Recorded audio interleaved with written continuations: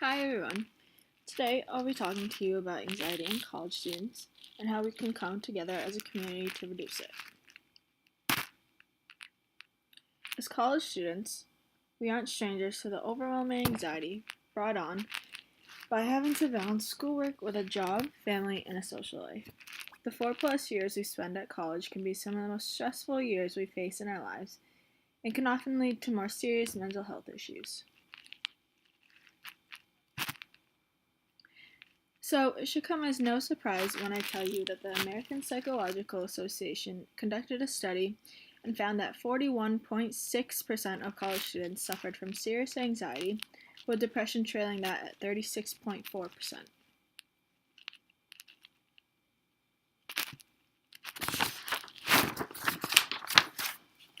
In fact, in a nationwide poll, it was found that more than 40% of students felt so anxious that it was difficult to function. Only 20% of those who reported symptoms of anxiety and depression ever sought help, and only 1 in 5 of those people ever attended a second appointment. It is my belief that college administrations, with URI in particular in mind, have its duty to combat this issue and improve the mental health of their students. College should be a place where kids want to be, not where they're just living for the weekend.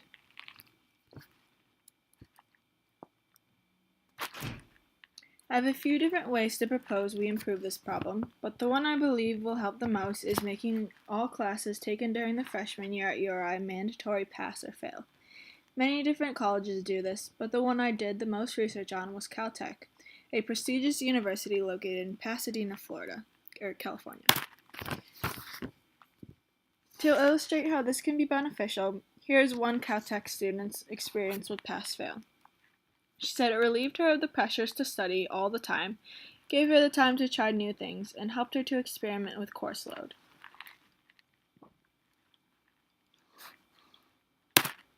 Now, URI already does have a pass-fail option, but with the policy comes many stipulations. For one, you can only use the pass-fail option for non-degree requirements, so they can only be electives. You also can only take up to 3 per semester. Making all courses freshman year pass-fail would alleviate a lot of the academic-induced anxiety. A lot of students come into college expecting to still achieve the top marks they received in high school, which most of the time doesn't happen.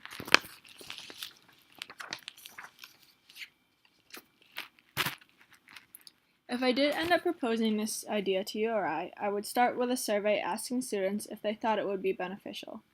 I would then ask teachers and finally propose it to the Provost for Academic Affairs, Mr. DeHaze.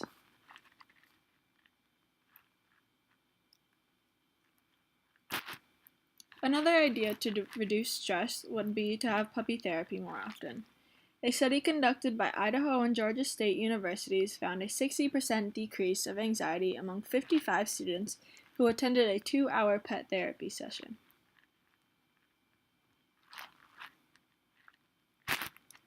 At URI, I know we could do a lot better with puppy therapy.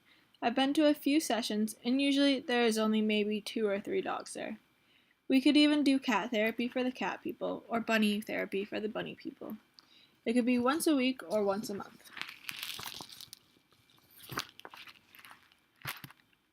Another idea is to incorporate way more yoga and meditation. Schools like Cal State Northridge are opening new wellness centers equipped to offer acupuncture, massage therapy, and drop-in yoga.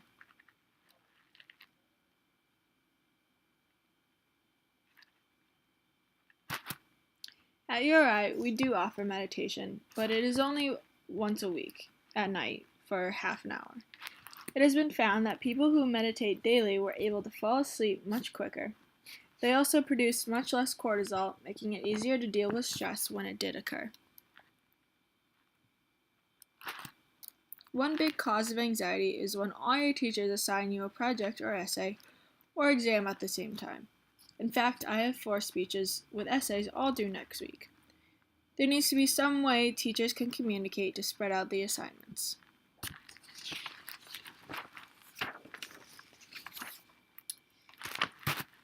One way to combat this would be possibly altering Sakai so that professors could see other class syllabi or assignment schedules. I know that would be a long stretch because it would be a lot of work for teachers to search through their student classes, but it might help a lot.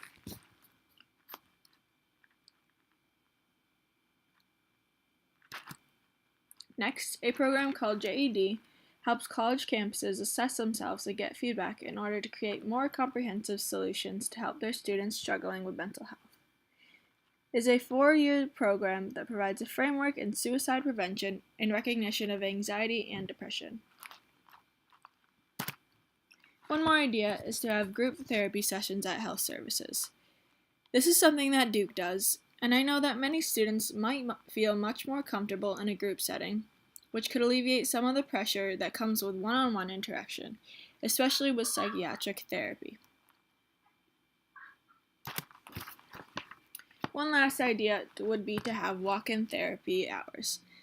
With budgets stretched thin, many students have to make the choice between either calling a hotline or settling for making an appointment and waiting a few days to talk to a counselor.